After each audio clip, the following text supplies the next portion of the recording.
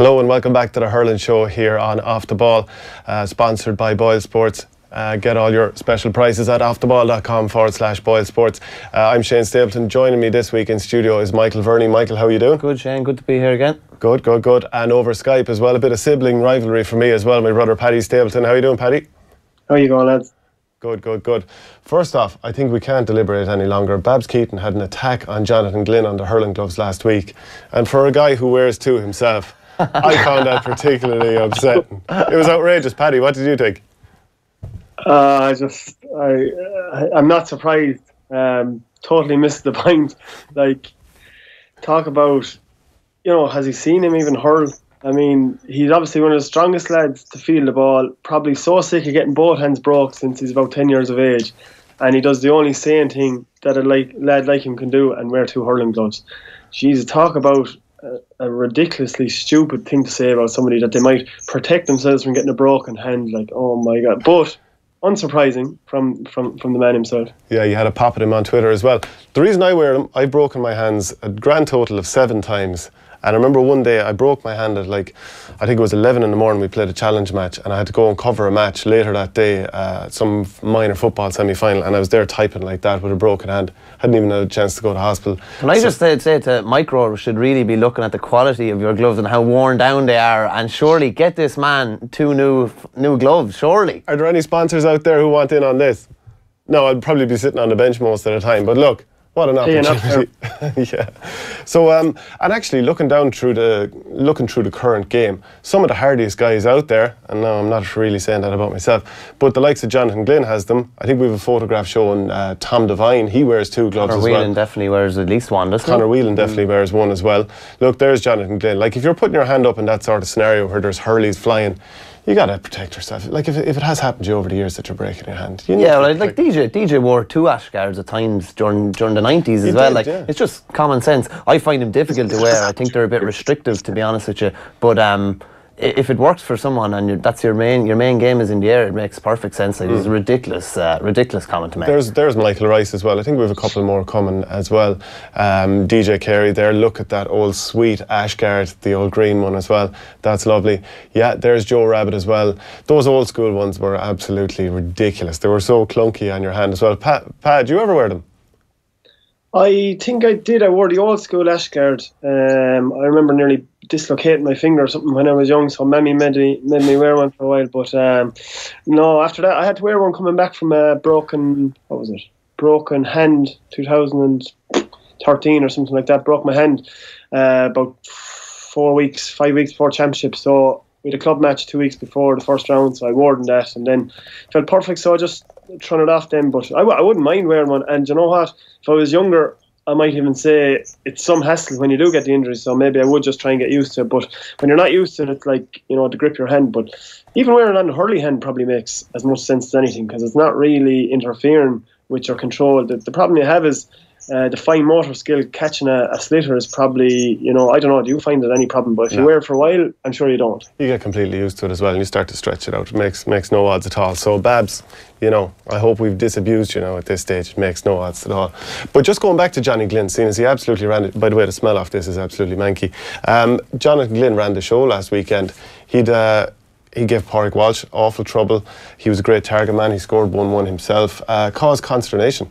Yeah, they kind of went to hammer the hammer, I suppose, after the week before. Pádraig Walsh had probably been Kilkenny's most important player. And it just seems to be, it's like when Tommy got the ball, there's just a certain noise and an aura when he comes out with a ball, and the crowd just really get behind it. Like, him catching a ball and clearing a ball is worth kind of 2 or 3 balls from anybody else. So Galway went straight after that. They put Glynn, plonked him in on the edge of the square, made it as uncomfortable as possible. And just actually reading Brendan Cummins in our paper during the week, they tried to make sure, that Pádraig he's brilliant when he has a run and jump and can really attack a ball, but it's a lot more difficult in that scenario there, and a lot of the time they were isolating him into a standing jump. Yeah. And him against Johnny Glynn in a standing jump, there's probably only going to be one winner. And Glynn is so good in the air that when one hand comes back, the other hand comes up, or even the hurley comes up, and he can just knock a ball down for someone as well. So I thought it was a smart tactic. I didn't think it would work as effectively as it did, and I thought dropping Conor Cooney was mad at the time, being honest.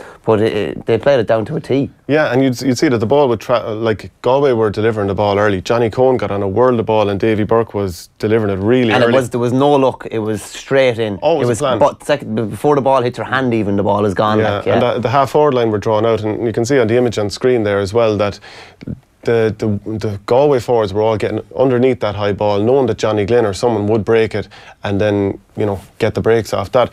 Paddy, you've marked Jonathan Glynn a couple of times. Tell me what it's like. I think you played with him in college as well in UL, did you?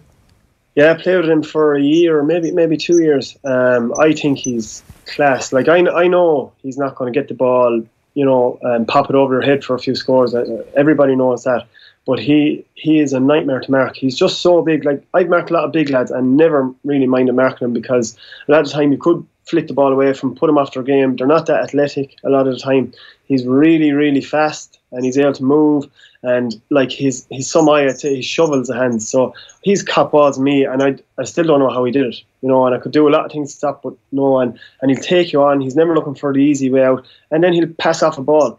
Very, very sick, because he knows he's probably not the best striker, but he's no bother letting it off to whoever's around him, and he has great players around him now. But as you were saying, though, like if the Kilkenny half back line were able to retreat and able to sit back, like, he didn't snap too many balls cleanly, but he caused consternation.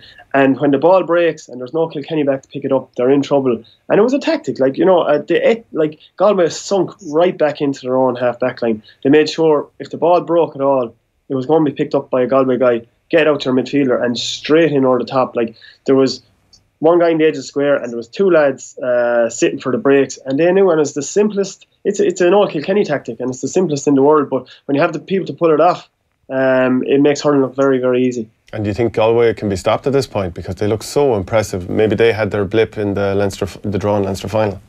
Yeah, I think they can be stopped. I think how do you go about very, that? very hard. Like, I mean, the first thing is you'd hope that you have to outwork them. Like, obviously, you have to win a lot more ball. You have to starve them a ball around the middle of the field. The first day Kilkenny did that, maybe hadn't the players to truly pull it off. Didn't have, if Richie Hogan is up to speed all game, if you have Fennelly who's at the top of his game, maybe they hurt him a bit more in those games. Like, I could see a Cork, at times when they're physically getting outmanoeuvred, then they would be in trouble against the Galway. But if they want to supply a ball around the middle, and that's what it's all about, they could trouble a Galway defence. But look, they can be beaten. It's like when Kilkenny were on top. Can they be beaten? They can, but it's a little bit unlikely. But certainly it could happen. And they blipped already this year, and they haven't been all conquering this year either. During the week, Maura Trassa and Nicalig caught up with Johnny Cohen just to find out about what it was like taking on the Cats and Galway's win. What changed? Obviously, people are looking at the two games. They were so different. What changed in the week? Myself and Tommy Welch were actually talking about this afterwards. We were saying chances are Brian Cody would have been happy going home after the first Leinster final. Michael Donoghue might have brought out the hairdryer. How did it go? Yeah, I think a few of us might have brought out the hairdryer, as you say, but going home on the bus, individually we weren't overly happy with how we played, and collectively, there wasn't a whole lot of passage of play. There was only one or two good points really that we were happy with. We really wanted to set the agenda straight. We took a lot of learnings from the week previously, and brought a new dimension to our game there on Sunday. Did the hype get to you? I don't think so. Like, the hype kind of comes from within. We had won the Leinster final last year. We'd won the All-Ireland last year. We've won the Leinster this year, and we're going to keep striving on for the All-Ireland again this year. We'll be doing our own little bit of homework, and we'll be looking at our own performance as well, and seeing come semi-final time, there isn't a whole lot of room for error. If you look at the last 3 years against Tipperary when we played them, there's only been 1 point between the teams on every single game. So if you're not at your best, you're going to be found wanting. Now, the thing that has been thrown to Galway was, yes, you finally won your All-Ireland last year, but you didn't beat Kilkenny on the way, therefore it made it maybe a little less valuable. Now, plenty would dispute that, obviously, but you've managed to beat Kilkenny twice now this year. I assume you might like a crack at them in an All-Ireland final as well?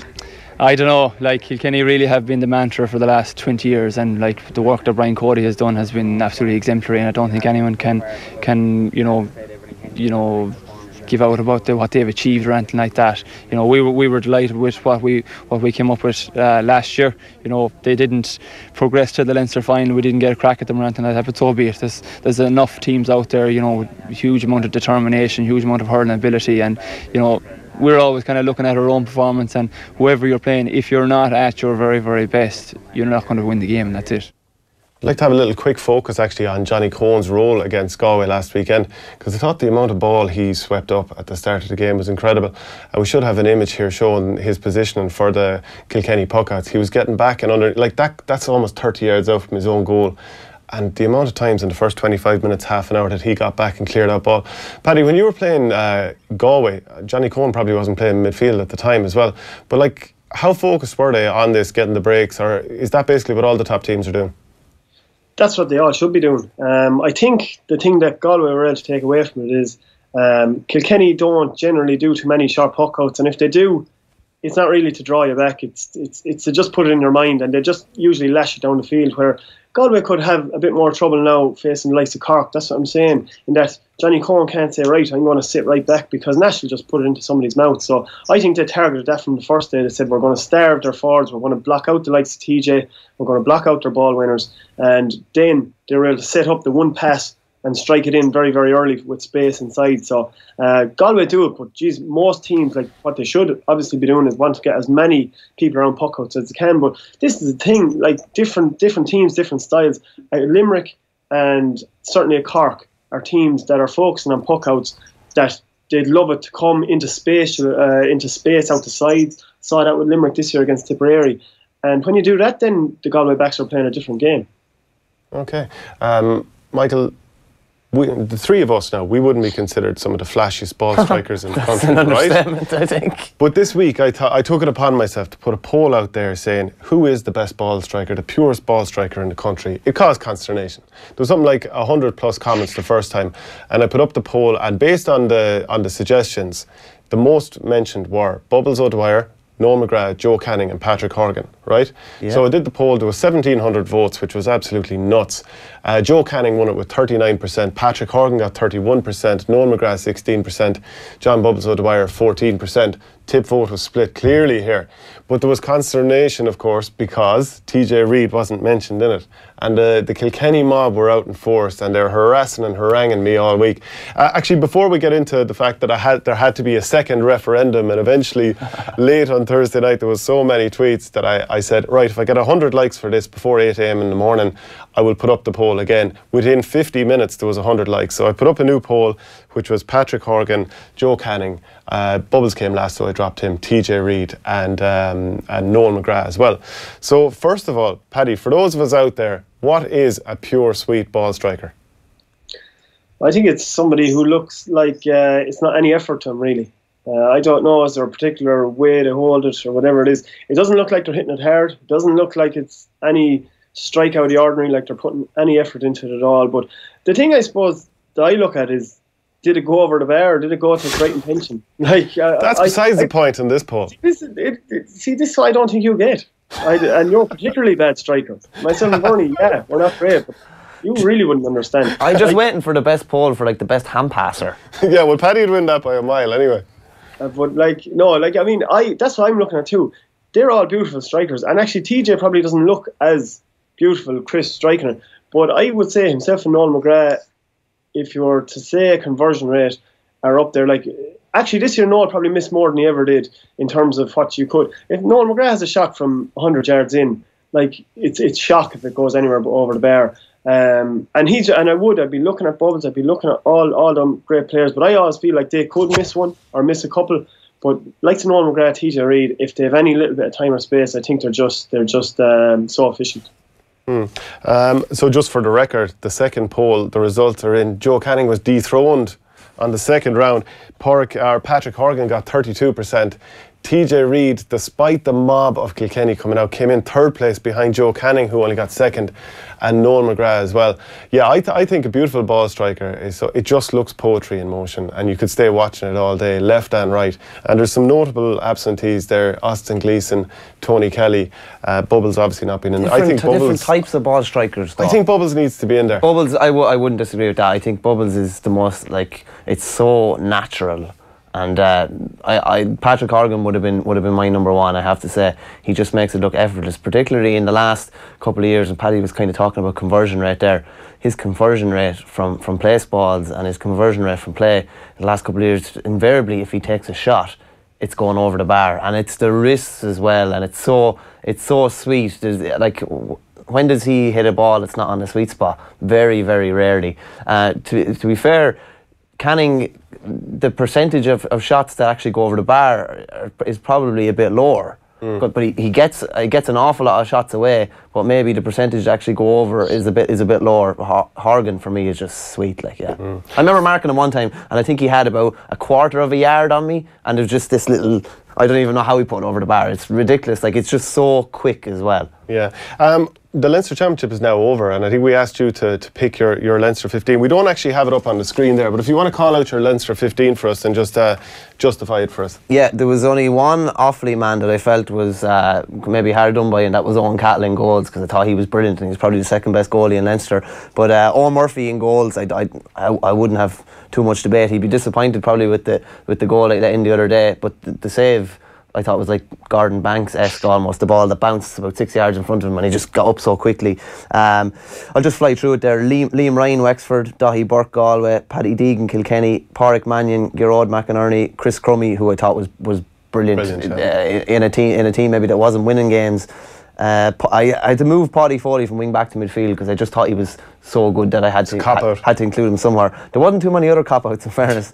James Marr, who I thought has been a revelation this year, kind of after coming back from a few serious injuries. Cathal Mannion, again, another sweet ball striker. Joe Canning, TJ Reid; Conor Whelan, Liam Rush and Rory O'Connor. Actually struggled for the last corner forward spot, so I had to jig around a small bit. I actually couldn't find anyone. Like, Paul Morris was next best, and he scored 1-6 over 4 games. So Shane Dooley got a nice few scores. He did. He didn't start the match against Dublin, and there wasn't that many scores from play. But I think it's 6 Galway, 4 Kilkenny, 3 Wexford, 2 Dublin. No Offaly, unfortunately. Paddy, any issues with that team?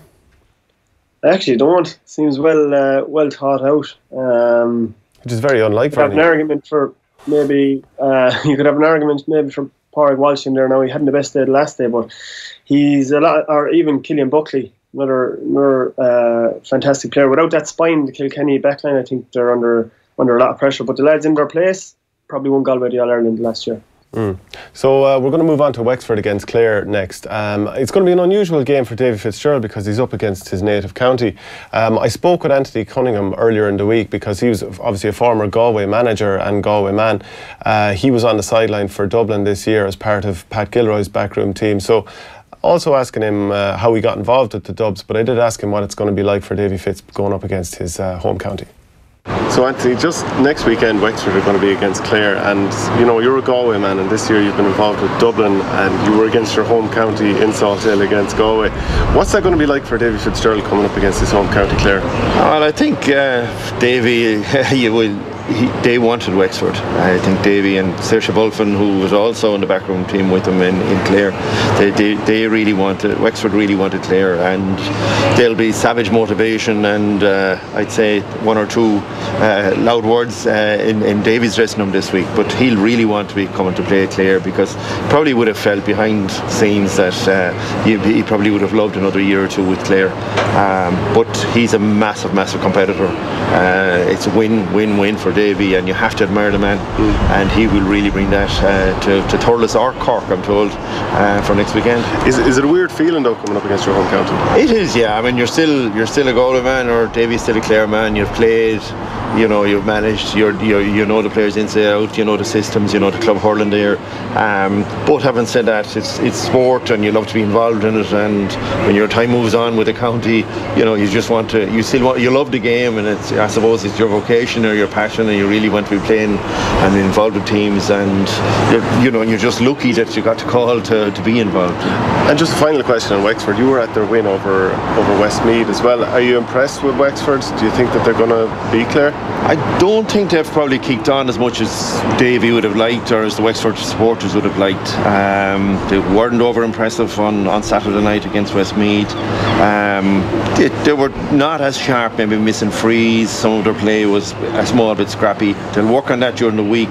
Having said that, do they score enough in key championship matches? They do play a withdrawn system. They'll probably play with 1, if not 2 at times, only in the full forward line in key matches, you still need to have a very, very strong scoring presence, and that may be something that might catch them against Clare. Just yourself this year, first year in with Dublin under Pat Gilroy, how did you even get involved with Pat Gilroy? Where did that matchup come from?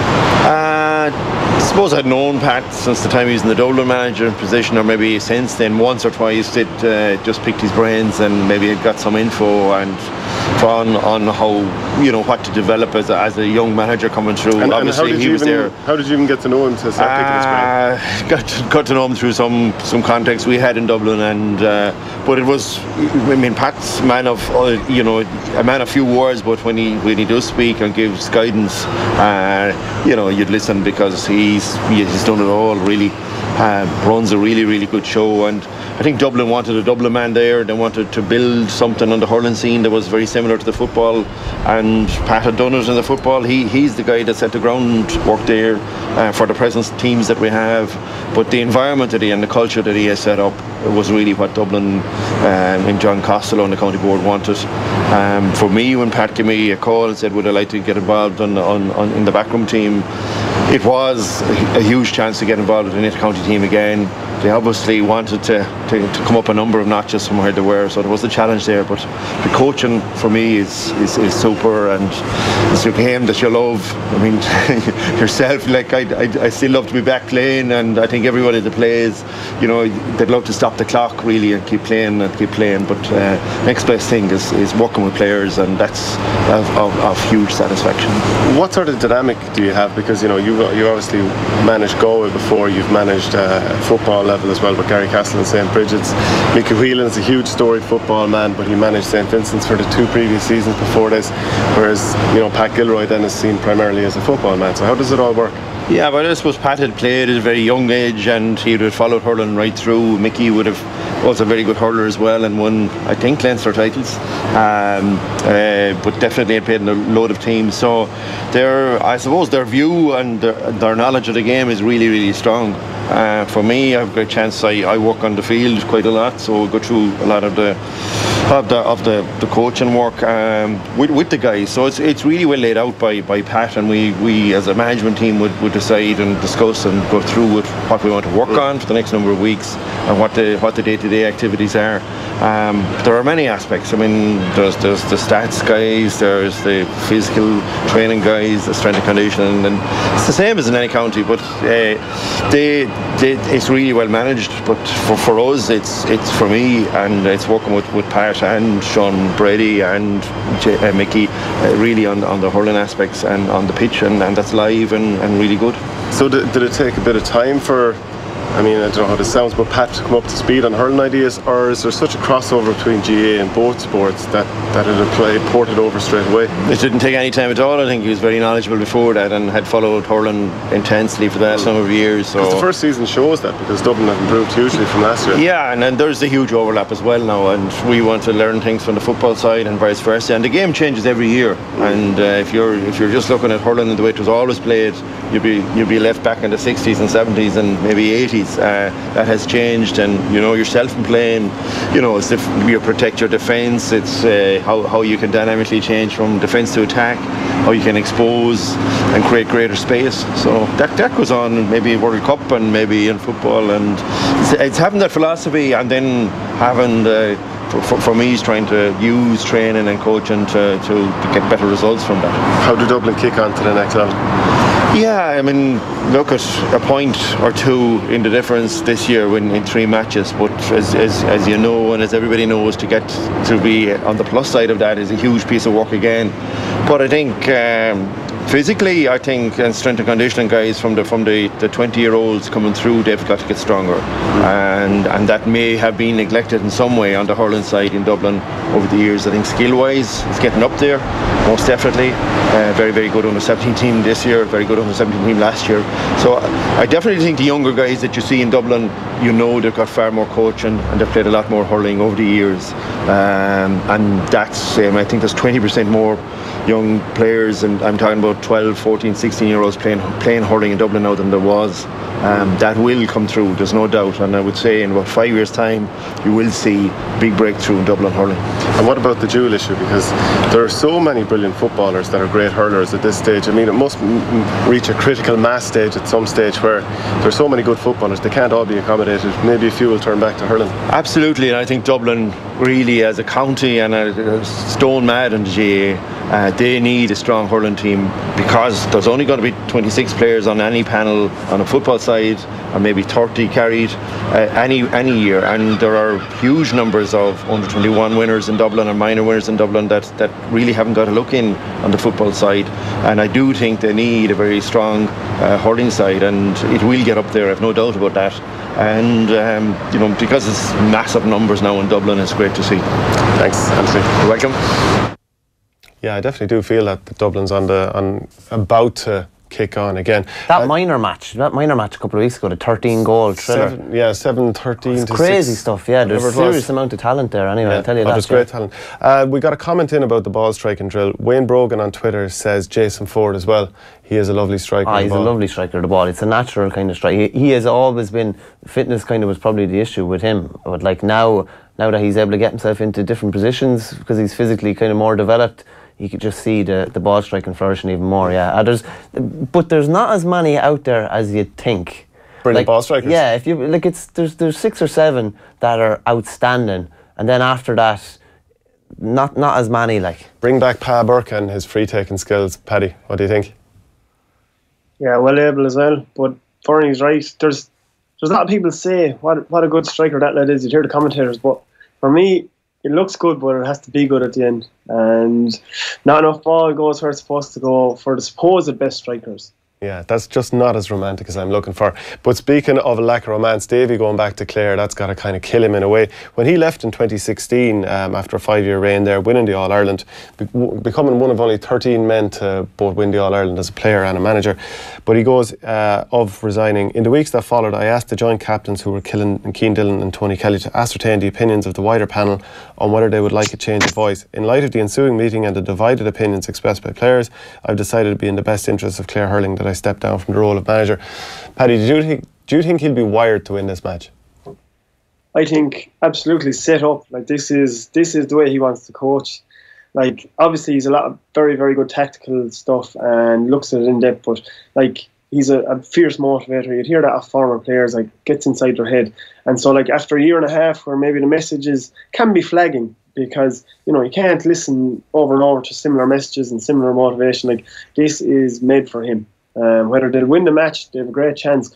But I would say you'll see a very, very pumped up Wexford, because this will have that extra bit of bite for him. Should show what the players then after that. Nobody does the siege mentality like Davy does. Like, I was down in UL today. I think UL were 1-9 or something to win a Fitzgibbon quarter final, and Davy brought LIT in through the bushes. Yeah. And like, he loves this, and while he will not say it out loud, he would never say it out loud, this is a dream scenario for him.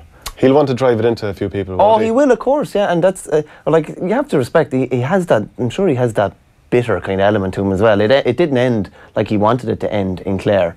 So he will have a few axes that he'd love to grind. I remember him saying about a year and a half ago, when he took over Wexford, that there was a book on the way, and that we'd hear the real story then. Like, and this, imagine, like, he will have the Wexford lads wired to the moon, and it will be like, it sounds, you know, a bit like the old American, you know, do it for the Gipper. It'll be like, this means so much to me. Like, literally, do it for me.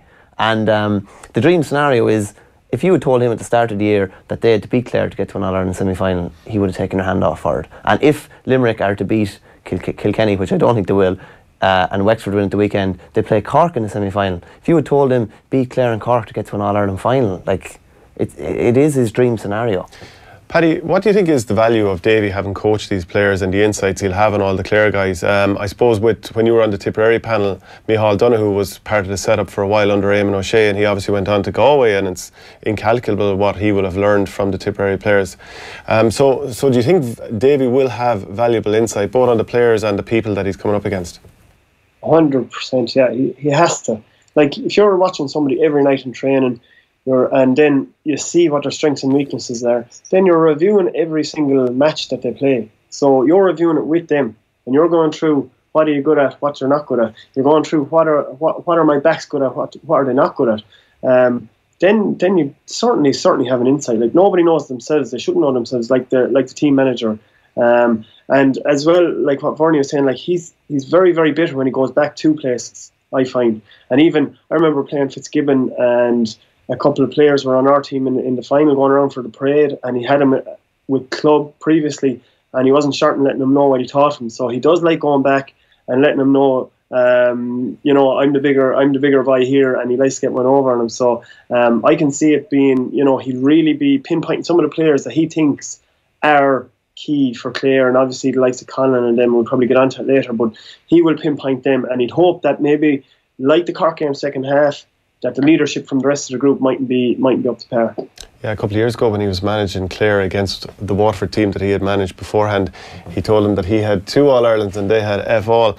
And I think previously he had managed Waterford in 2010 against Clare and beat them as well. So it's not his first rodeo either. Do you think like we're making more of this than is actually the case for him? No. I think it's a massive deal for him.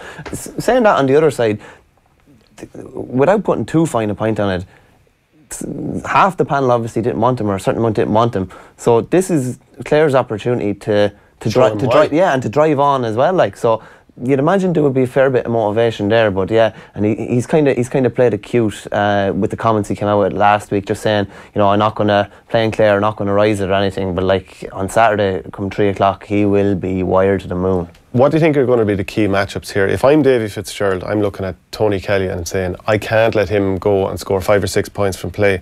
John Conlon is the forerunner for Hurler of the year. I have to make sure he's locked down as well. So what's Davy going to do about that? Conlon, I think Liam Ryan is tailor-made for Conlon physically. I think he's one of the best defenders as well. I think he'll put Conlon on the back foot in the sense that he likes to go forward as well.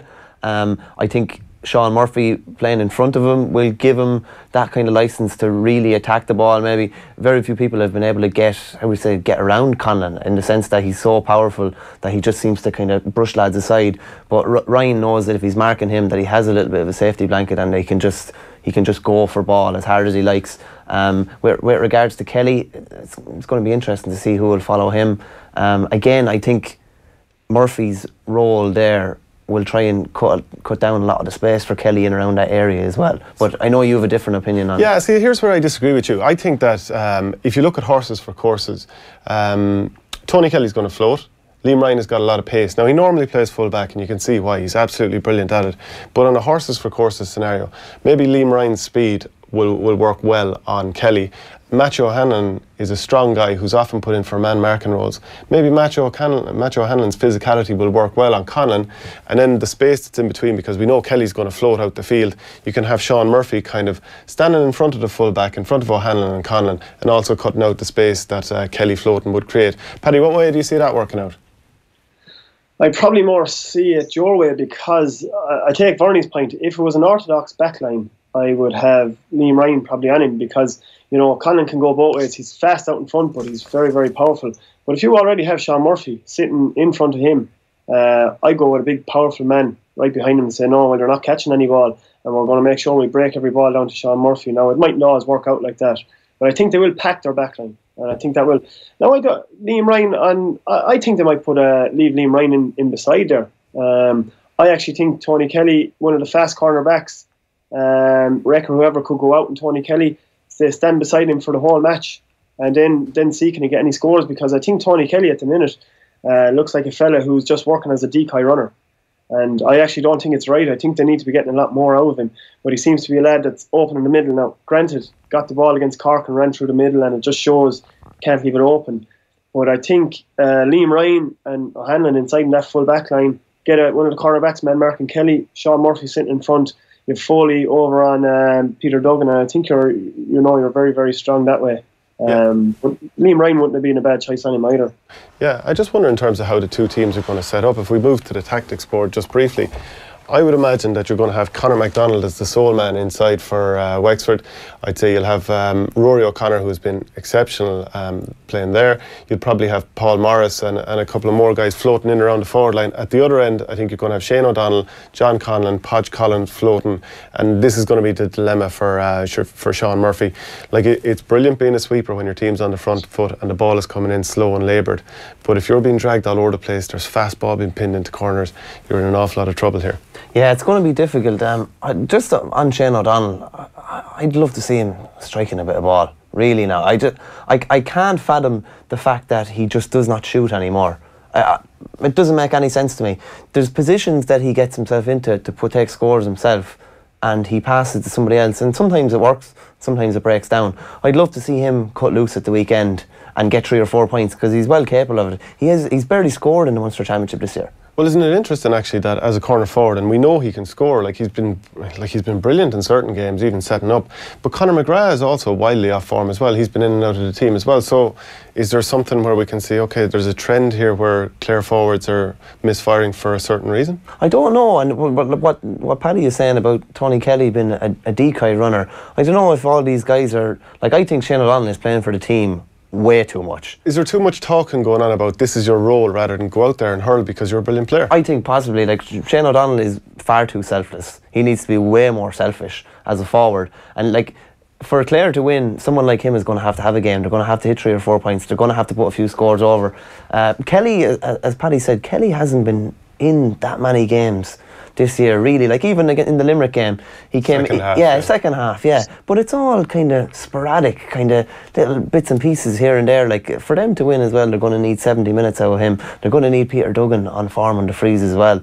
They can't afford to be missing some of the chances that we'll say we missed in the Munster final. I think that mentally for Clare is going to be interesting as well. Like, how much did this like they collapse in the second half? There's no point in saying any different. How much of an effect does that have? You can't always say, oh, you'll get a reaction or you'll get a bounce because, you know, they had a bad second half or whatever. They're going to want to come out at a point to prove. Maybe. I was watching the UFC actually the other night. Francis WWF as well. Francis Ngannou was fighting, and he's one of the best strikers in it. He's one of the best knockout artists. But he had been dominated in the fight before that, and he was like 1-4 favourite to win this. But because he'd been kind of pulverised in the previous fight, he just didn't throw a shot. He'd lost confidence completely. I wonder what Clare's confidence is like at the moment as well. I actually wonder what both teams' confidence is. Peter Duggan has been unbelievable on the freeze throughout the championship. In the second half against Cork, they weren't happening for him as well. And if you look at the Wexford forward line, I think they're relying too much on Rory O'Connor, their young gun. They've had about 5 different free takers, and I think the likes of Lee Chin and Conor McDonald, we need to see more from them. For those reasons, Paddy, who do you see winning this game and why? I think what Verney said, I think Clare's confidence could be fairly hit after the last day. I think Wexford look, and I think Wexford, you know, they have plus and minuses, but they're massive battlers. They have a huge work rate.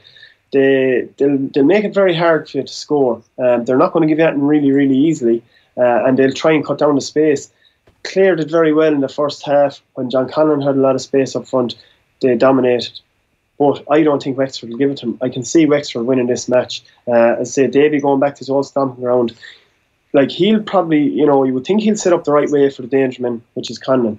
And I say I can see Matthew Hanlon on him, Liam Ryan on Shane O'Donnell, because Shane O'Donnell has had a couple of bad games, but he can create havoc, you know. And I think Liam Ryan and him try and nullify him, and they have a great chance. The point about the likes of Conor McDonald, I think I've been looking at it for a while, even since last year. And as a young kid at 19 or 18, he was manhandling fullbacks. Any ball in, just hit it into him. And he was catching them, he was touching them down to himself, he was shooting off the back foot, everything over the bar. Again, he looks like a man who's just probably maybe thinking too much. He's playing a role, he's playing a position, and that's all well and good. But the likes of him and Tony Kelly need to be scoring. Like, you know, they need to be the ones that actually do the damage. The other lads need to be doing the roles. The lads who aren't as good, the likes of the three of us, go around to, you know, carry the can for the likes of them. They shouldn't be doing that role. They should be in there pulverising and making it very hard. Like the likes of TJ Reid. That's what he's doing. He's getting man marked. But he is the scorer still because he's keeping at it. Shane McCallan has to do it a lot. Patrick Horgan has been really tightly marked now. And these are the players that get you over the line. And the likes of Conor McDonald, the likes of Tony Kelly, have to be doing that, no matter how hard they're marked. But at the minute, I think they're creating space for other players that aren't as good as them. So I think they need to grab the reins.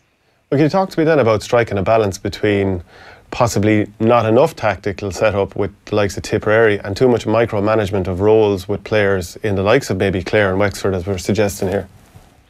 Yeah, well, I think it's maybe they're coming from places that aren't as strong, okay, and maybe Tipperary are relying too much on having hurlers that are able to play off the cuff, and the likes of, some of the teams like Wexford have been down a little bit, so have Clare, and they're saying, right, well, we'll get our structures in order and we'll play from there. And to a point, they're right, but like I look at the Clare team, and I think that's 3 under-21 All-Irelands, and looked like they were mesmeric when they were under-21. And I know it doesn't just transfer over, but we've seen Podge Collins in the past has played some phenomenal hurling. Tony Kelly has played brilliantly, and I know they're getting tightly marked, but this is inter-county level, and you just expect a little bit more from them because they are so good. Like former Hurler of the Year, former nominee for Hurler of the Year. These lads have got what it takes, but whether it's a confidence thing, maybe they need a bit more, the likes of Clare need a bit more time playing more free-flowing hurling, because they have, under Davy, it was a rigid enough formation. But I don't see, with Wexford, I just think Conor McDonald is playing that role of maybe dragging players out, or he's dragging one of their main players out to corner forward, like their full back, maybe rearranging their back line. And I just think I'd love to see him stuck in there, bit of supply ball, and like he's given likes of Pádraig Walsh real hassle before, and I don't see a reason why he couldn't do it now. So Paddy's going for Wexford. Michael, call it. Yeah, I think it's going to be very, very tight. I don't think you could have a huge amount of confidence in either, but I'd say I'd have a small bit more confidence in Wexford, and I think they might just get over the line. Yeah, I'm pretty torn on this as well. If you were to say who were the very best players on the field, you're looking at Podge, you're looking at Kelly, you're looking at Conlon, then on the other side you're looking at MacDonald and Chin, who aren't exactly They need to deliver. Now, they need to deliver, and Chin hasn't delivered in this championship yet. There's no point in saying any different. He hasn't, and he needs to produce something. And you could 100% say Wexford have definitely improved since Davy came in at the start of 2017, but have they kicked on again this year? Are players kind of going on another level again? I'm not 100% sure, so for that reason I'm just about going to go for Clare. I was beginning to believe in him this year up until that Munster final, but look, I'll give him another shot for this game as well. During the week, Daithí Regan spoke to Joe Malloy on Off the Ball about how Limerick won't fear Kilkenny like they might have done in the past. I'll tell you what, I'd wait to see does Wally play, to be honest with you. I mean, you could throw something at it next week as to who you fancy, but honest to God, I really do think it is too early in the week. I think we need to see the injury status from Kilkenny. We need to see the teams. I mean, if Walter plays, does it have an effect? It sure does. He's a serious player. But Limerick will look at Waterford beating Kilkenny last year, and they'll look at Galway, what they did yesterday. You see, this fear, this absolute rabid fear that teams had at Kilkenny, that's there no more. Limerick won't be looking at them like they did a number of years ago, looking at the Kilkenny team. How do we stop? How do we exploit JJ or try to? How do we try to exploit Tommy Walsh? How do we try to stop Owen Larkin and Henry Shefflin? They'll be more looking at themselves and saying, if we click and get this right, they're there for the taking. That's a huge difference nowadays in the way teams look at Kilkenny. That absolute fear isn't there anymore. So players can go out with a huge semblance of confidence about themselves that, I'm not up against a warlord here. Like these are very beatable. Waterford have done it. Galway have done it. There's no reason that we can't do it. Paddy, when you were playing Kilkenny when they were at their height and you were with Tipperary, did you fear them? Did I fear them? No, I didn't. I knew they were a class team. That's no problem, but I absolutely loved playing against them because I knew what the match was going to be. It was going to be ding-dong, and by that I mean ball goes up to the 21-yard line and it's either a score or it comes back to the other 21-yard line and it's broken, and I absolutely loved playing them. I knew they were a class though. There's no counting that, and I think, the fact they won so much, and teams, I don't care what they say, they have great hunger. Loads of teams have great hunger. And, when you're the one trying to win and they're on top, you have, a lot of time you have more hunger than they do, and they came out on top a lot more. So they were an unreal team, but no, never feared them, never feared any of their players, because I knew what it would be. It would be man on man, and I was very, very comfortable with that. But no, they were as good as anything you'll ever see, I suppose. When you were playing in the likes of the 2009, 10, 11 All-Ireland finals, 2014 as well, the two games that year, were you aware how unbelievable these games were? I suppose afterwards, we're in the social media time now, and I suppose you'll be on your phone straight away what a great game is. But maybe things are just built up that much now because of the amount of eyes that are going on it and the amount that's being talked about. But look, you'd known that they were unbelievably physical. Like if I was after the first one 0-9, would I have known it was a great game coming off the field? Probably not. No, probably didn't realise it. But you kind of knew after the first one that it was a little bit of a new age gladiatorial type thing. Like it wasn't really like games you'd have played before. Like literally, you don't get a second to think or look or anything. It was basically get the ball in your hand and let rip. And that's probably Kilkenny's greatest strength is they make you play the style that they want to play. And it was a style. People say they just hit and hope and whatever, but that was their style and it was well practiced, and they were able to display it every day they went out. Mick, every team's had a blip in the championship so far this year. Even Galway and draw in the Leinster final, I think they were probably well below their best. Limerick were really impressive throughout the first 3 games of the Munster Championship. They flopped really bad in Clare. They've obviously hammered Carlow last weekend. Was that their blip? And also within that as well, Kilkenny, like it happened on their 3rd week playing in a row. Kilkenny are now going into their 3rd week in a row after being beaten for a lot of that game against Galway. They were really under pressure. Yeah, Limerick looked, there's no point saying any different. Limerick looked tired today against Clare and getting the man sent off and having I think Sean Finn went off, Condon came in, then Condon got sent off. So there was a completely kind of a new rejig in the full backline, and that's where a good bit of the problem was. Apart from the fact that they didn't seem to be able to work as hard as they were. Reid was sent off as well, just for anyone who forgets, for Clare unfairly, of course. So it was 14-on-14. Go on, yeah. Yeah, but it's just the effects of losing a full back player, we'll say, as opposed to losing a corner forward, would affect their structure an awful lot more, particularly after bringing in a new player as well. They just kind of looked tired and looked a bit flat. As a young team, it was probably only natural that was going to happen.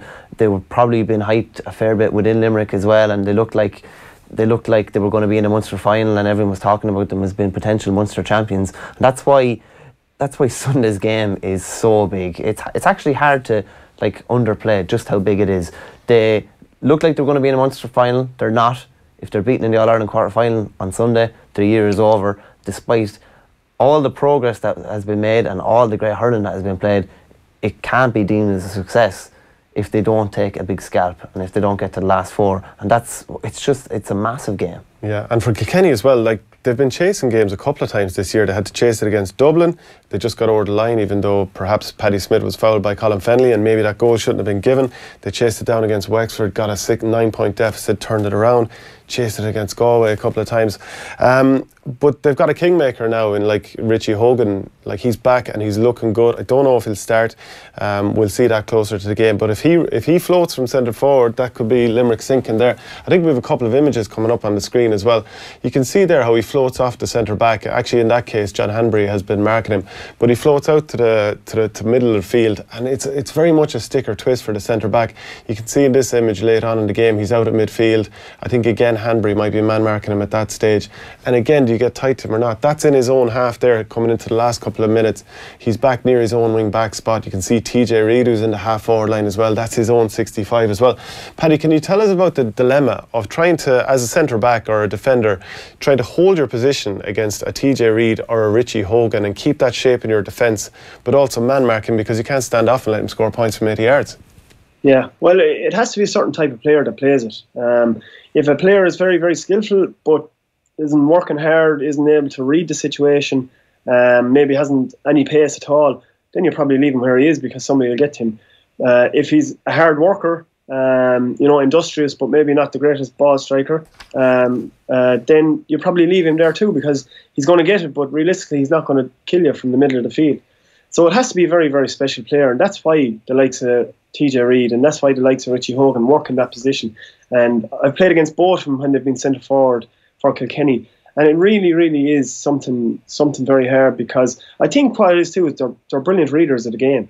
I often see TJ Reid out in the middle of the field and knows when to take a hand pass or knows when the break is going to come. But similarly, you often see him at the edge of the D, and a high ball is about to be hit in by a Kilkenny backman, and his back is turned to him. He's on the way in, running back in for it. So it's very, very, very hard. And just because they have that work rate and they're tuned in and they've great judgment, like they have that skill as well. So it all has to marry together. I often see Bonner Maher playing it as well. He's out in the middle of the field. He's pulling and dragging our lads. But then the ball's coming off the full back line and he's the first one coming onto it, getting through on goal. So there's a lot of things together. But the key thing is there's only a certain amount of players in the game can do it. And certainly they're lucky because they have two and they really, really make their defence think about it. I think Brian Cody's been smart actually. Like Richie would have always been seen as a corner forward. Like he's nearly your stereotypical corner forward, growing up, coming up through the ranks. And then he probably realised that, you know, lads like Paddy were shackling him and he wasn't getting as much space.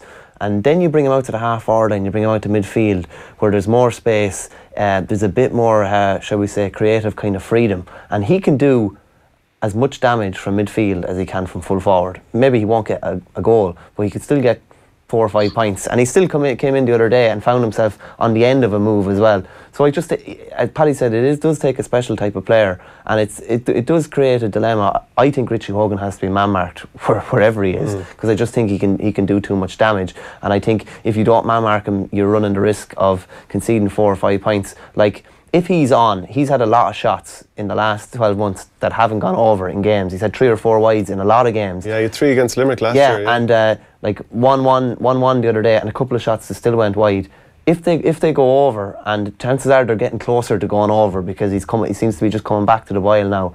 If he hits 4 or 5 points at the weekend, like Kilkenny won't be beaten if he puts up a score like that. I wonder how John Kiley, the Limerick manager, is going to prepare for this, because Michael Donoghue obviously saw it coming and he had Hanbury man marking for a while, and then I noticed that TJ Reid, who had been centre forward on Grode McInerney, and McInerney did better this week than he did the previous week, that TJ moved out to the wing, and for a while you had Reid and Hogan on the 2 wings, and then he decided to move he moved Pádraig Mannion centre back and he moved Grode McInerney back out, right, yeah, because he wanted that matchup again. So if I'm the Limerick manager and I've got Declan Hannon as the centre back, and we know he was a forward in the past, beautiful hurler, sticks man, he'll cover the ground, he'll cover the space.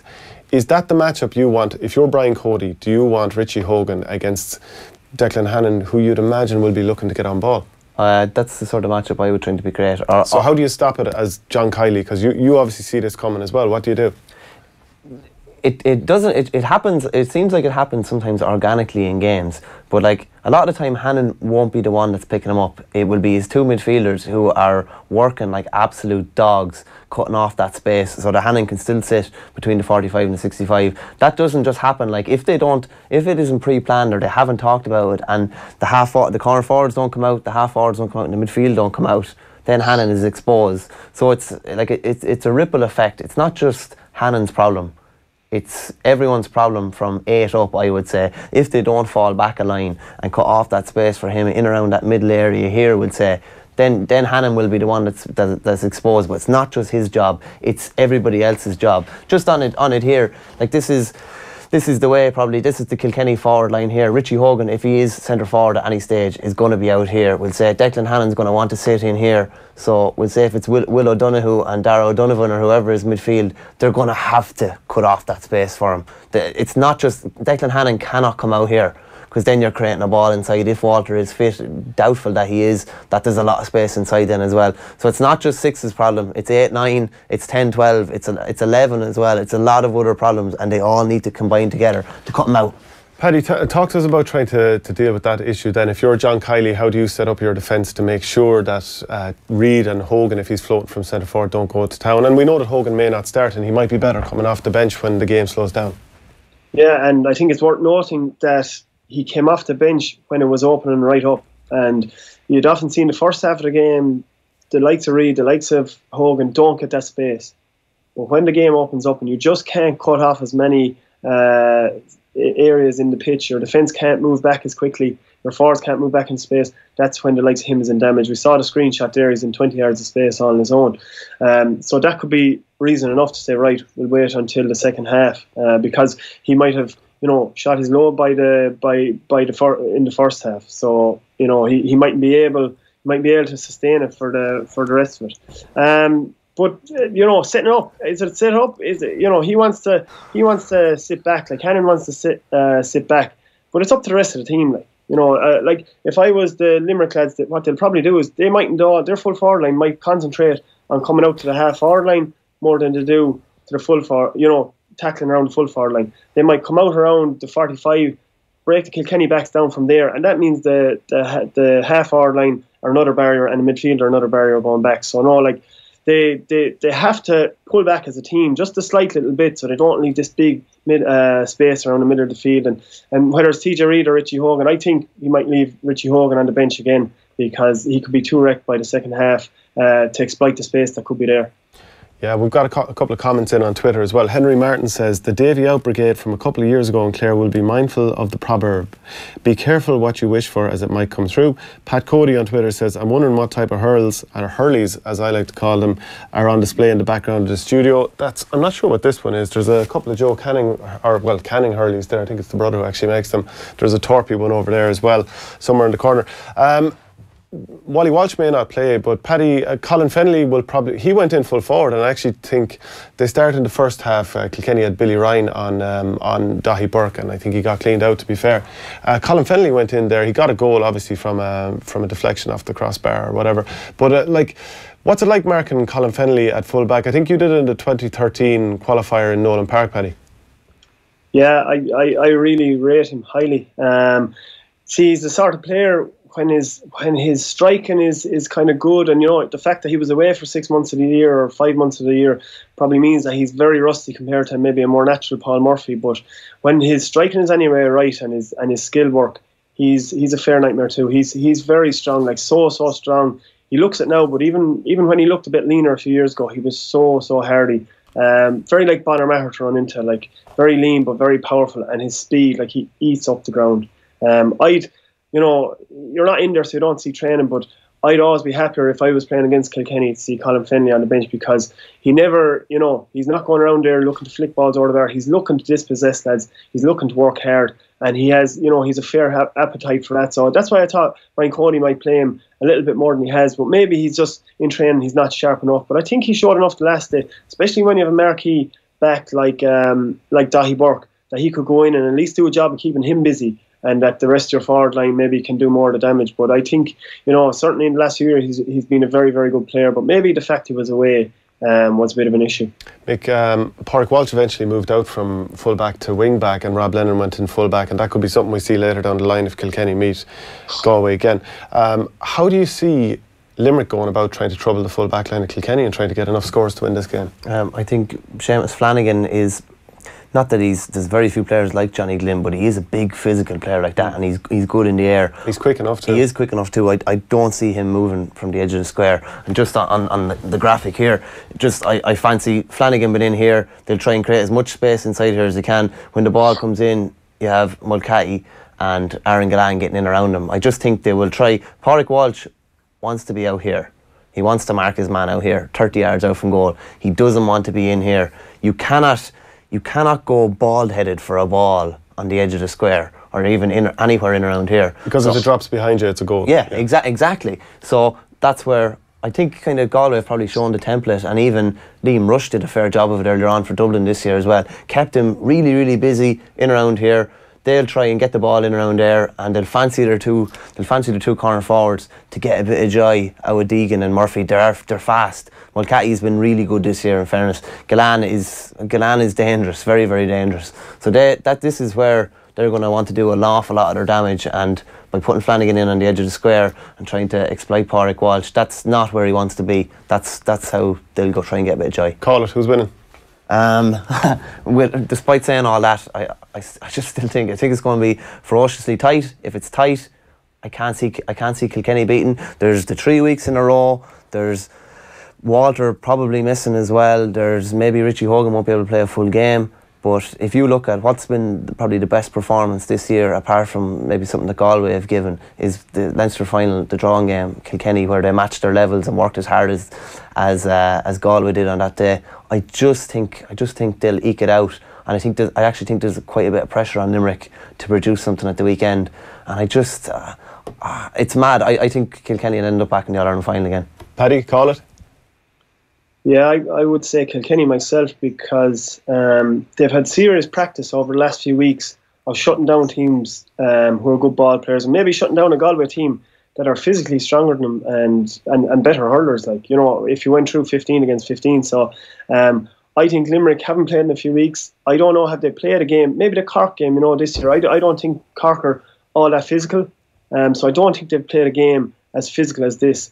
Certainly not this year. So I think it'll be a kind of match of styles. Limerick have a lot of ways of playing the ball, but I think Galway or Kilkenny will actually be able to stop that and limit it a bit more. Now, I do think there'll be a bit of damage done, but I think Kilkenny should be on that momentum that they're playing in a hard way. Well, I have to say, I think Limerick are going to win this game. I think their work rate is savage. Maybe it's not quite up to Galway replay type levels. I think they've got the speed in the forward line. I think they've had their one blip, which is the Clare match. I think Kilkenny are playing 3 weeks in a row. Wally Walsh is out, like you're saying. I could be the one here with egg on my face next week, but so 2 for Kilkenny and 1 for Limerick. So we had Tommy Walsh on off the. We'll say goodbye to the 2 lads from here. Can I just say as well, it's the first time I've actually wished for the show to be over, because I don't know if there's stink lines on the screen from those gloves, but the pong off them is absolutely atrocious. Yes. Please, Ronan Curran or someone from Micro, please give this lad a call and send him out to handguards. All right, thanks very much to Michael, thanks very much to Paddy as well.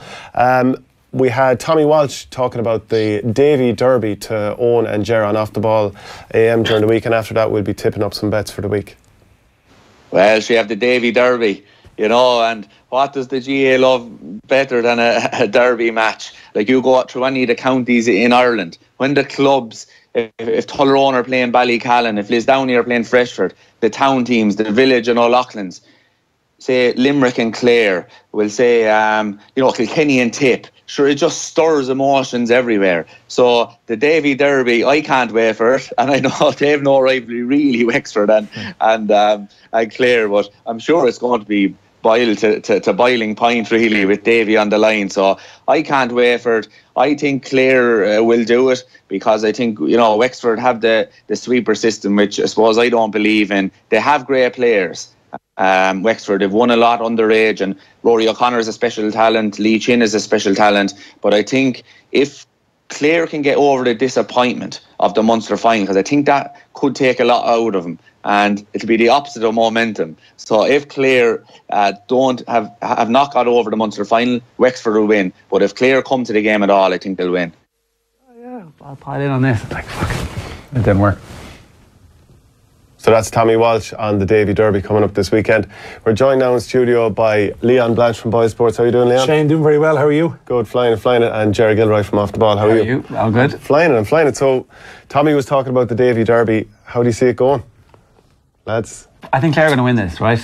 Like, the big thing is that we don't know how Clare respond to defeat. Traditionally, over the last couple of years, since they won the All-Ireland, they haven't responded to defeat very well. They've been talking all year about getting back to Croke Park. It's a venue that they think is going to suit them. It's been since the All-Ireland final was the last time they actually had a game there of any meaningful interaction. And I don't know, I mean, I think they're superior to Wexford at this point. I don't think Wexford kicked on the way we hoped Wexford would in this season after what they managed to achieve last year. So it could be straightforward for Clare. And I think with most other teams you would say this should be straightforward, but Clare have been flaky too many times. Yeah, look, I'd agree with you. I think Clare, first 10-15 minutes are going to tell us a lot about their mentality and about how they react to losing to Cork. I thought they played well against Cork. To be fair, I thought there was more positives than negatives. And at the minute, if you just took it on bare form, you'd say Clare are worthy favourites. They're quite short at 4-9. Wexford on the flip side are 9-4. The handicap is 3 at the minute. I think 9-4 is a joke on Wexford. I think that's great value. And 3 points as well. I don't think there'd be much in this. Yeah, well, I was going to go Wexford +3 at 11-10. I like that. If you were having a bet in it, but I do expect Clare to get over the line. I think if they want to get back to Croke Park, they obviously have to get over the line. And it's a big incentive, because if they beat Wexford, they're back in Croke Park for an All-Ireland semi-final. So +3. I would be, if I was having a bet in this game, I'd be going +3 at 11-10. I think it's a nice head start. Ger, when you look at the best players on the field, so you're talking about John Conlon, who's forerunner for Hurler of the Year, Tony Kelly, maybe Colm Galvin, and on the other side then Rory O'Connor, Lee Chin, Conor MacDonald. Who's most likely to deliver? Because you'd say some of those Wexford big guns probably haven't, and they've been relying on Rory O'Connor. Yeah, so Clare, why are you talking yourself into Wexford here? I just feel that they can't continue to be as poor, as erratic as they have been. You know, to be 9 points up in Kilkenny and to fade out, to barely get over a Dublin team that's very much in transition. But Davy will know everything about the players. Like I'm doing a piece where I talked to some of the ex-Clare players who played under him, and they felt that when they played in the league earlier this year, he was targeting players because he knew what they were like, not just as players, but as people as well, so he knows how to get under their skin. As in whisper in his ear about this thing. That kind of stuff. Well, the dark arts. Or more specifically about like get him on his left hand side. Yeah. And another player who didn't want to be named out of loyalty to Davy, even though he told me the story, was like when Clare played against when he was over Clare and he played against the Waterford team that he used to manage. He had lads trying to wind up Owen Kelly, you know, the Waterford forward. So like he'll probably know what buttons to push as well. Oh yeah, listen, it's going to be close. And there's no doubt that Davy will push those buttons. Yeah. I just think Wexford are coming in here. Probably everyone expects Clare to win. Yeah. Because of what they've done so far this year, and I think that'll suit Davy. Underdog. No one's really given us a chance, except you, Shane. But I think +3, I just think Jared will be tight. And I think the 3 point head start, I don't think they'll beat Clare, but I think they might just come under the spread. I have a gambling theory about the qualifiers when it gets to this stage and it's proper knockout, that the spreads, that more often than not, the spreads are beaten and they're beaten well, but that the spreads have to be tight because the teams are actually quite close to each other. Teams give up in the last 15 minutes because there's no reason to continue on. You see blowouts in the last 10-15 minutes. Teams are tired. They realise collectively we're not getting back into this game. The opposition are actually, they know they're going forward and they're playing for place in the next round, but collectively the team who's going out decide 15 minutes left to go, okay, it's over. You see the spreads being blown out. Yeah. Unless the games are very close. Unless they're tight, yeah. Wexford 1-3, and I know what you're saying, but on the flip side, Wexford between 1 and 3 points is 5-1. And another one that's caught my eye is the over-under is 49.5 points. So do we think that both of these teams will score 25 points each? I don't think so, because there's going to be a sweeper on one side anyway, which will mean a spare man at the other side. Clare could have another case of the wides, in which case, all of a sudden... Actually, free takers is huge as well, because Peter Duggan has missed very few. He actually did miss a few in the second half against Cork. Against Cork, yeah, he did. Wexford have had 5 different lads hit frees this year. Because after you were talking about free taking, there was that. Did you get in his head? I tried. No, I wouldn't try that. That's not a good sign, having 5 different free takers. No. You know, like 2 is probably 1 too many. Yeah. You know what I mean? Like, you need your number 1 free taker. So that would give Clare a huge advantage. Right, head on the block. He did miss a few against Cork. Head on the block. Who's winning? Clare will win, but I think Wexford will get under the spread. I think Clare are going to win. I think they'll cover the spread too. Yeah, I think Clare just about, but not with any real confidence. Limerick against Kilkenny as well. I think this is just... What a glorious match this is going to be. Like, Limerick flopped so badly in Ennis. They lost by 11 points to Clare. Could have been more. That was their 3rd week in a row playing. And I think every team so far this year, including Galway, they've had a bit of a blip performance. Limerick looked brilliant before. They're footballers. Can I just... How are we talking about evidence piece A in the 3 weeks in a row is just a story that people talked about because there was a bad sample size and matches suited the 3rd week the winning team. I just think that 3rd week in a row thing got in people's heads.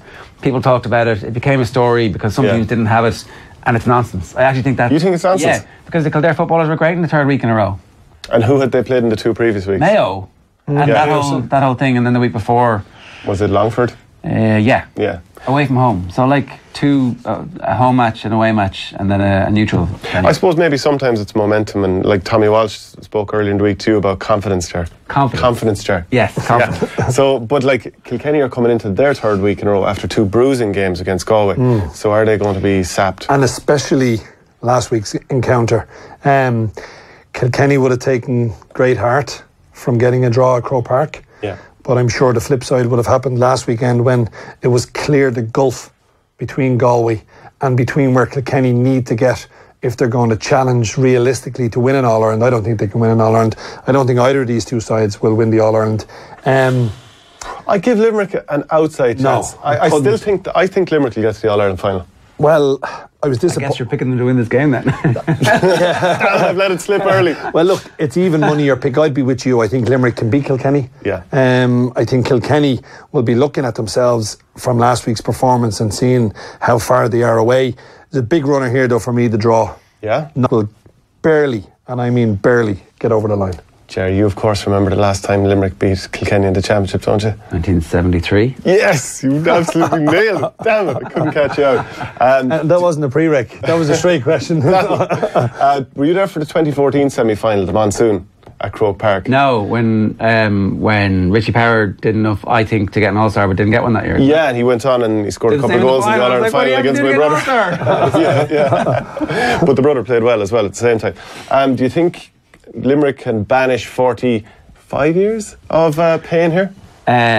I do. I think that there hasn't been a team as well equipped coming up against Kilkenny team who were in the state that this Kilkenny team are in, and that's a state of flux, it's a state of transition, and yet the things that would give you pause, right? The fact that Kilkenny came back into that game when it looked dead and buried last week, the fact that Richie Hogan has a bit more time under, Colin Fennelly has a bit more time under, the defence is beginning to look a little bit like they've decided, I think, that they know what their best defence is and they're sticking to it irrespective of the damage that might have been done early on when Pádraig Walsh was struggling a bit. Like, I think this is the greatest chance this Limerick team are ever going to have, and you could see them using this confidence and the nous they get from a victory like this to springboard into an All-Ireland final. I think that if you're talking about betting terms, if you think Limerick are going to win, Limerick half-time, Limerick full-time is 23-10, and that's about the best value, because otherwise it's like it is a toss of a coin. It's evens for both of them. Yeah, I'd be just erring on the side of caution. I just would take Limerick to win. I wouldn't be looking at half-time, full-time. It's hard enough just to pick a winner here, I feel. But Limerick for me, just to get over Kilkenny, but still not to win an All-Ireland. It'll be a wild game. Like, you can see one of them being 10 points up after 15 minutes and losing. You could, yeah. And like Kilkenny have been chasing games all year, so it'd be no surprise if they had to do it again. Right, looking at the Super 8s, Tyrone against Roscommon. That's the first one. It's possibly the least appetising, even though it might be the closest. But on the face of it, I can't say I'm absolutely buzzing for this game. Why? No, I mean, I suppose looking at Tyrone, right, so if you use a horse analogy of a form line, they blew away Cork, but I don't think Cork offered anything. I thought Cork were terrible, to be fair. Then you look at Tyrone in terms of the Ulster Championship. Like, if you tie their form kind of in, they were like pretty poor when they got knocked out of it. Yeah. And you were thinking they were coming. They put up a big score last week. And then you look at Roscommon. Roscommon against Galway, didn't lose by that much in the Connacht final. I thought last week against Armagh, they just got over the line. But I can see the odds here favouring Roscommon in terms of, like, they're 3-1. Mad price for Roscommon. Yeah, you know what I mean? Like, to beat Tyrone, who are 4-11, a handicap is 3 points again. I 2 games in Croker last year against Mayo as well, and they got blown out in the second one. But like that first day, they were really good. But if you shut down Enda Smith, as Mayo did the second day, are Roscommon in a lot of trouble? I mean, yeah, clearly. Yeah, right? I mean, he's their go-to guy. Like, he's a 9-1 chance. Have the runners to keep with him. You know, they are nothing if they're not a bunch of machines. Yeah, but then I look at Tyrone and I look at the game against Cavan. And I think Cavan missed a huge opportunity. They went very defensive in the last kind of 10 or 15 minutes of the first half. And Tyrone, I think, knocked on 4 or 5 points. Second half, when Cavan went at Tyrone, they exposed a lot of weaknesses. So I'm going to take a chance here with Roscommon at 3-1. If you want to play safe, it's +3. Yeah, I think at 6-5. Like in stuff like this, you're not looking to pick a winner. You're looking to find value. And Roscommon at 3-1 is way better value for your bet than sticking money at 11-4 on for Tyrone. You're sitting there nervous the whole game. Whereas at least with Roscommon, you're like sticking a 5 on and 3-1, thinking I've got a chance here. Tyrone -3, 10-11. I think Tyrone will win. I don't think they'll actually hammer them, but I think 8 points. Yeah, something like that. I'd be going against you there. I think the Rossies +3. As Ger said, I think their first game in Croke Park, it'll give them an extra 5 or 10% incentive. I think +3 at 6-5 is how I go with the Rossies. Right, so the big one then, Donegal against Dublin. Are you excited by this one as a dub? I am excited. Myself and Ger were just having a little chat before we came in, and McBurty against Connolly, who is a bigger loss? It's got to be McBurty, certainly, to Donegal. His importance to the team. I don't think we can underestimate it. It's absolutely huge, and I think the way Donegal have played this year, everything has revolved around him. The way they've set up, the way they've tried to get the ball into him, the way they've tried to find space for him with runners, taking defenders out of the way.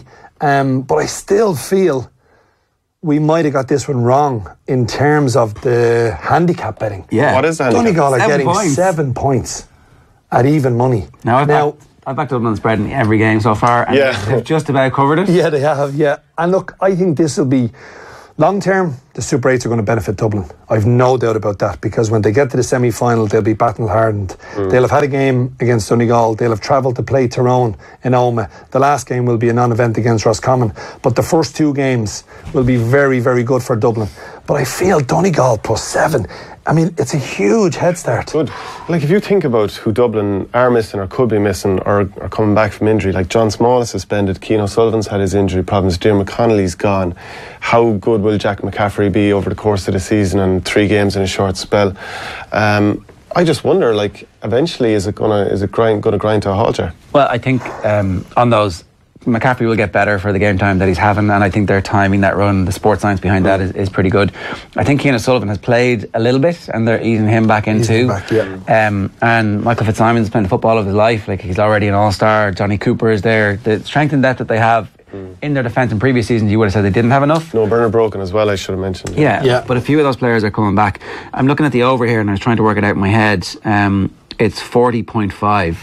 And that's about right, I think. Like, I can see this being a 119 to 18 points or 220 to 118. Like, it's going to be a score fest. Dublin let you come at them and say, go on, kick those points there, because we're going to get down and score goals. So, and I think in relation to Donegal as well, Ger, I've been very impressed with Bonner's mentality in terms of he's added on a lot of scores to this Donegal side compared to the management last year. But one player who we haven't mentioned, and I think could be the real rabbit in the box for Dublin in terms of the All-Ireland this year, is Cormac Costello. I was very impressed. He kicked 4 points from play when he came off the bench against Laois, and I hear he's flying in training. And he came on the scene, if you remember, against Mayo a couple of years ago, and then he done his hamstring where he missed the whole campaign. But he's got a lot of pace, and he's a very confident lad. He believes in his own ability, and I feel him coming off the bench, I think he's a big plus. And you've got to look at Dublin's bench still. The players who are sitting there, they've got plenty of experience, plenty of All-Irelands. I fancy Dublin to win the game, but I certainly wouldn't be back in the -7. I'd be going Donegal +7 at evens. Interestingly, actually, with Cormac Costello, now that you mentioned him, he was a bolter that started in 2014, the only time Jim Gavin has been beaten in championship against Donegal, of course. So there's a ghost there for him, his perspective. But he's come off the bench, kicked 4 points. Ryan McHugh, 4-1, anytime goal scorer. That's a good bet. Yeah, easy touch class. I think there will be goals. Both teams to score a goal in Dublin to win as evens. That's a good bet. That's a good bet. That's not bad. That's a good bet, yeah. We'll jump on to Sunday then. Your boys Kildare against Monaghan. Are you going to keep it going? There's been money for Monaghan during the week. There has been, and which has pushed Kildare out probably, Jared, to a backable price now at 11 to 8. I mean, it's. I find it hard to call a winner here. But I look at Kildare, and as Jared was talking about this 3 weeks in a row, it seems to have galvanised Kildare. Look, there's no doubt what galvanised Kildare was Newbridge or nowhere. But the players came out and they delivered. And then they delivered again the following week. Now they're going to Croke Park against a Monaghan team who I think have something more to prove than Kildare. And just on the balance of the way the betting is at the minute, I think 11 to 8 Kildare is very, very reasonable price. I think they could go very close here. Very hard to call it. Again, I'd bring in the draw. I think it's a big runner at 8 to 1. I think the round robins in the hurling showed us that draws can happen in these sort of league table scenarios. Yeah, there was any draw, that's an option as well in the Super 8 groups. I didn't know if I brought the price into it, but you can back the fact the over-under is a half a draw. Yes. I'm like, the over on that, you've got 3 weeks and 6 games. There's a good chance it's going to be a draw somewhere along the way. Daniel Flynn, first goal, 6 to 1. I would say of all the players for their single team left in the tournament, he is the most important player of anyone. From Daniel Flynn? Daniel Flynn of Kildare is the most important player to his team of anyone. In Michael Murphy? Well, possibly now with McBurty being gone. Yeah, that's probably a fair point. And some people would say Conor McManus. Flynn, I think, is thriving on the confidence that his manager has given him. With the feint and then... to roll it in from 6 yards instead of blasting it. He's glorious. What? I did an interview with him last year and he was telling me about some of the AFL training he did. He said they flew from Australia once to the Middle East and they went out into the baking sun and did 100 metre sprints which is just sick. Yeah. So this guy is on a different level to most GAA players. Yeah. So who's going to win the game? I'm going to go to Lily Whites. Yeah. I think Kildare might just nick it. Yeah. Sure, we'd hardly keep the ball kicked out to them, you know what it's like. Those cute horse from Monaghan, they know all the tricks of the trade. They're from Ulster. Actually, I feel relatively positive about this, and I definitely would be taking Kildare +1. I think is a good bet, and I think that Kildare to win is good too. If you're backing Kildare +1 at evens, you're basically getting the draw for nothing. So yeah. If the World Cup final isn't your thing, Kerry against Galway, it might just be. So we know no one's allowed to watch that because there's no England aren't playing. Yeah. Galway were very poor when they met at this stage a year ago. They still haven't won the championship in Croke Park since 2001, which is amazing. Is this the time that they're going to... I don't know. I think this Kerry, excuse me, full forward line, it offers youth, it offers pace, it offers goals, points, fearlessness. Yeah. They are just, they to me are the best full forward line in the country. Again, you're trying to look at it, so you look at Kerry against Cork and everyone's going, wow, Kerry, really good. But then you look how poor Cork were last week in the last round of the qualifiers. So it's hard to weigh it up. Galway haven't played since beating Roscommon. I 3-1 Galway, 4-11 Kerry. I like a bet here. I do like Clifford for first goal at 8-1. I'm just looking for a bit of value. Galway are getting 3 points in the handicap at 11-10. I don't know. I think Kerry will win the game, and I hope for Galway's sake that they have a right goal. Ger, two teams with massive pace, but I would suggest that with all the youngsters coming into the Kerry team, Galway might be actually more seasoned physically. And actually able to deal with them. Yeah, I don't know. I think that we haven't seen anybody really crush this Kerry team just yet physically, and there's enough of the elder statesmen around the team, and they're fast enough to be able to avoid most of that. So, and they also, it seems like there's an evolution in their style of play over the last couple of years. Yeah, not messing around with a sweeper, not messing around with, Kerry now, I think, have taken on the Dublin mantle. Let's attack and let's try and kill teams. And I think that's the only way to beat Dublin as well. A couple of quick bets from the groups. Kerry are 2-1 on to top the group. I think that's a good bet. Yeah, I think that that's very good. To qualify from the group, Kildare 3-1. They've got Monaghan at Croker. They've got Galway at home, and they've got Kerry away in the last game. By which stage, Kerry will probably already have qualified. And so the one game that you would expect them to lose is the away game, as opposed to blowing up one of your home games in it. So I think that's a good bet. I wouldn't be touching Galway in this game because I just haven't seen enough of them yet to fully trust. Like, it took a last minute wonder goal to beat Roscommon. Everything else that they've done since then, I think you would expect them to do, and we can't draw too many conclusions from it. All right, okay. Thanks, Ger. Thanks, Leon. But the bet of the weekend, Shane, from a Dublin man, is Donegal +7. And you go to offtheball.com/boysports for that and all the other special prices. We've got reporters all around the grounds this weekend. At Clare, Wexford, we've got Davy Regan. At Tyrone, Roscommon, we've got Michael Quinlivan. On Sunday, then we've Ross Munnelly at Kildare, Monaghan, and also Kerry, Galway, and Tommy Walsh at the big one, Kilkenny, Limerick. We'll be back next week with more of the Hurling Show.